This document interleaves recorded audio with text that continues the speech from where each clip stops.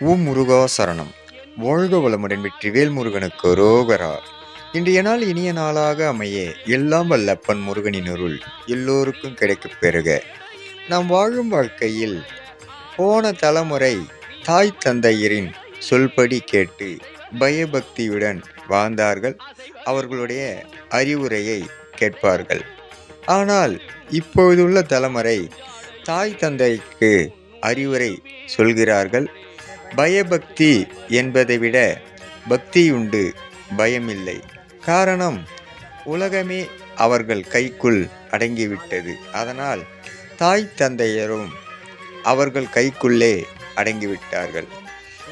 இது கலியுகத்தின் வளர்ச்சி என்பதை விட இந்த தலைமுறையின் வேகத்தையே அது காட்டுகின்றது. ஓம் முருகா சரணம். வாழ்க வளமுடன் வெற்றிவேல் முருகனுக்கு ரோகரா. முருகனி மக ரவி முருகன்.